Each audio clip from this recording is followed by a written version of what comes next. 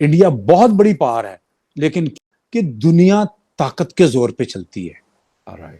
और ताकत इकोनॉमी में है आजकल।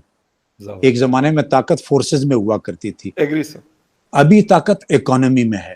जब वो इकोनॉमिकली इतना पावरफुल हो गया तो वो एक ग्लोबल पावर के तौर पर इमर्ज गया। वही इंडिया भी है। उनको दुनिया के हर फोरम में इज्जत के साथ इस्तेमाल किया गया, हमें जूतियों में रखा गया। कतर में उनका इस्तेमाल, वाशिंगटन में उसका इस्तेमाल, फला जगह उसका। कौन है जो उनके सामने खड़ा नहीं होता हाथ बांध के साथ? आप भूल गए मलिया, एक अमेरिकन एम्बेसडर ने क्या कहा था, पाकिस्तानी पैसों के लिए अपनी मां।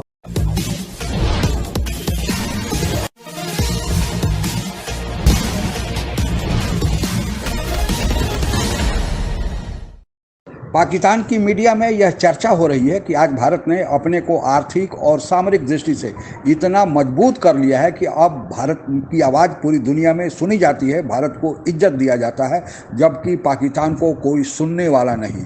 पाकिस्तान के इस पीड़ा और भारत के पराक्रम को बयान करती पाक मीडिया की चर्चा आइए आगे सुनते हैं। लगता नहीं है कि हिंदुस्तान ने अपनी इकोनॉमी को काफी बेहतर किया। हालांकि आज से अगर 20 या 25 साल पहले की बात की जाए तो उनका जो स्पेशली उनका इंडियन रुपए था, हमारे 1 रुपए और उनके 2 रुपए हुआ करते थे। आज हमारे 2 या 2.5 रुपए और हिंदुस्तान का 1 रुपया है।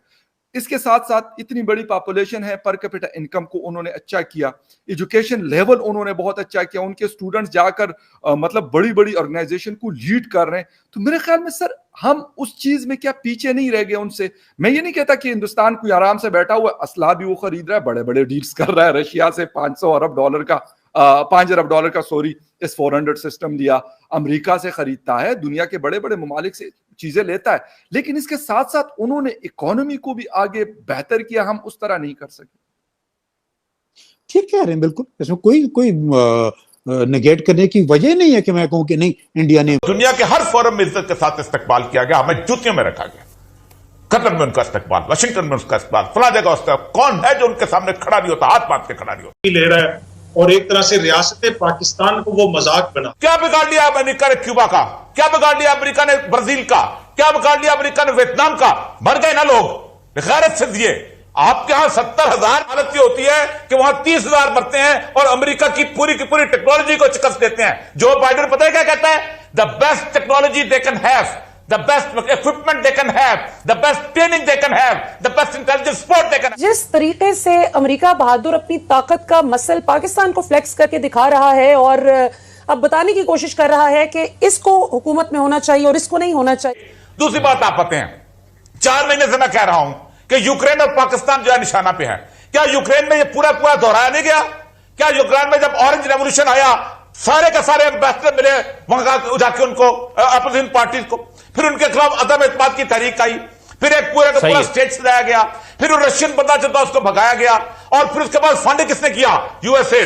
छोटे मुल्क देखें, बड़े मुल्क देखें, अभी अपने पड़ोस में चले जाएं, कांग्रेस और बीजेपी की कितनी लड़ाई आपस में, लेकिन उनके बड़े बड़े इश्यूज हैं। कश्मीर है, हिंदुस्तान चाइना और अमेरिका के साथ कैसे ताल्लुकात रखने वो एक जैसे होंगे। आप देख आंखें बंद करके सपोर्ट कर रहे होते हैं। मुझे जिस बात का अफसोस होता है कि हम एक मैसेज ऑफ वननेस क्यों नहीं देते। हमारे इत्तेफाक राय हुकूमत और ओपोजिशन लीडरों में के साथ। आप भूल गए मलिया, एक अमेरिकन एम्बेसडर ने क्या कहा था, पाकिस्तानी पैसों के लिए अपनी मां। या इंडिया को क्या तकलीफ है? हाँ, इंडिया से हमें तकलीफ जरूर है। हमें तकलीफ ये है कि इंडिया को हमसे ये तकलीफ है कि हम कश्मीर को सपोर्ट करते हैं। जी। कश्मीर हमारा एक इशू है, उसके ऊपर हमने 3 जंगें लड़ी हैं, 4। इंडिया टीटीपी को सपोर्ट करता रहा है, इंडिया बलोच नेशनलिस्ट को सपोर्ट करता रहा है, उसके ऊपर हमारे कंसर्न्स भी हैं। हमने डोजियर्स तैयार करके दिए हैं, हमने इंटरनेशनल कम्युनिटी को बताया है। ये सारी चीजें अपनी जगह पर चल रही होती हैं। छोटा सा सवाल है कि मतलब ये बात मैं भी कहता हूं, मैं क्या दुनिया भी कहती है, बहुत सारे लोग भी ये कहते हैं कि हमने 150 अरब डॉलर का और 80,000 जानों का नुकसान किया, लेकिन सर क्यों हम इसको उस तरीके से वर्ल्ड स्टेज के ऊपर प्रेजेंट क्यों नहीं कर सके?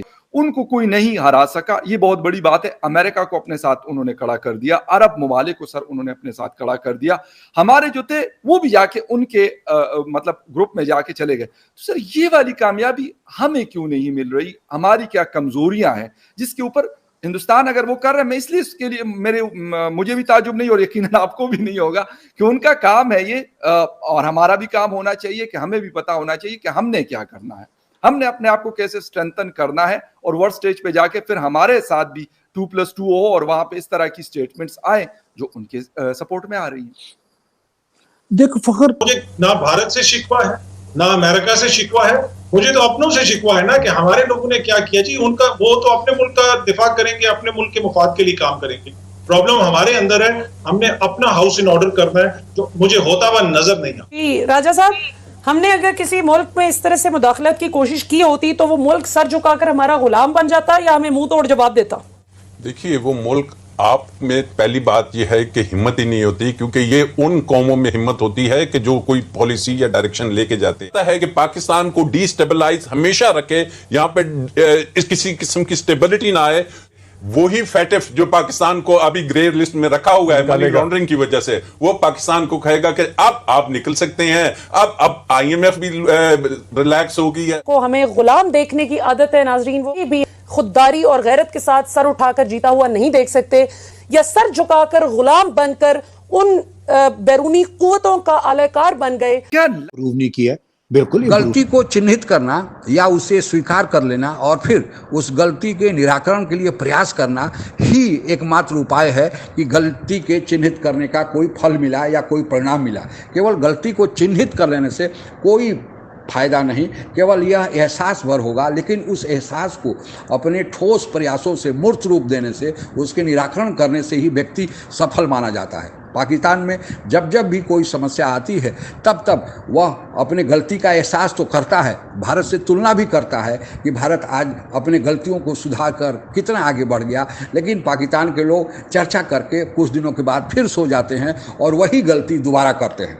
आज पाकिस्तान के प्रधानमंत्री इमरान खान सत्ता नहीं छोड़ने वाले थे, उन्हें ज़बरदस्ती न्यायालय के आदेश से, यहाँ तक कि न्यायालय को 12 बजे तक खोलना पड़ा रात्रि में कि इमरान खान को उनके कुर्सी से हटाया जाए, क्योंकि वे संसद में अपना विश्वास मत खो चुके थे। इसके बावजूद भी वे सत्ता नहीं छोड़ने चाहते थे, एक तरह से सिविल मार्शल लॉ लगाकर, यानी ज़बरदस्ती हम सत्ता पर कब्जा रखेंगे। तो फिर पाकिस्तान में यह चर्चा शुरू हो गई कि आखिर भारत में यह स्थिति क्यों नहीं आती है। और फिर 2+2 के डायलॉग में जो अभी अमेरिका में हुआ और वहाँ पर अमेरिका ने पाकिस्तान को दहशतगर्द देश घोषित कर दिया, फिर एक समस्या और पाकिस्तान में चर्चा शुरू हो गई कि आखिर क्या कारण है कि आज अमेरिका भारत की बोली बोलने लगा। जिस अमेरिका के राष्ट्रपति जो बिडेन का एक फ़ोन कॉल पाने के लिए इमरान खान तरस गए, आज वही अमेरिका भारत की बोली बोल रहा है। और ठीक ही कहा जा रहा है पाकिस्तानी मीडिया में कि भारत ने अपने को आर्थिक रूप से, सामरिक रूप से इतना मजबूत कर लिया है कि कोई भी देश इग्नोर नहीं कर सकता है। सभी देश भारत के साथ संबंध बनाने के लिए उत्सुक है, इसलिए संबंध बनाने के लिए उत्सुक है तो भारत भी अपनी शर्त बनवाता है। और यही कारण है कि आज 2+2 डायलॉग में भारत ने अमेरिका के मुंह से कहलवा दिया कि पाकिस्तान आज दहशतगर्दों का एक पनाहगाह बना हुआ है। भारत ने भी गलतियां की हैं, लेकिन भारत ने अपने गलतियों को चिन्हित करके उसे सुधारा।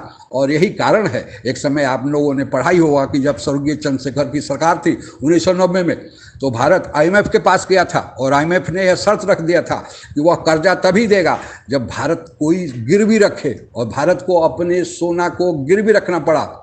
और फिर 1991 में जब नरसिंह राव की सरकार आई और मनमोहन सिंह वित्त मंत्री बने, तब भारत ने न केवल IMF से जो कर्जा लिया था कर्जा दिया, सोना वापस छुड़ाया, और फिर उसी समय से जो भारत के विकास की गाड़ी तेजी से पटरी पर चल निकली, ये आज तक भारत IMF के पास नहीं गया।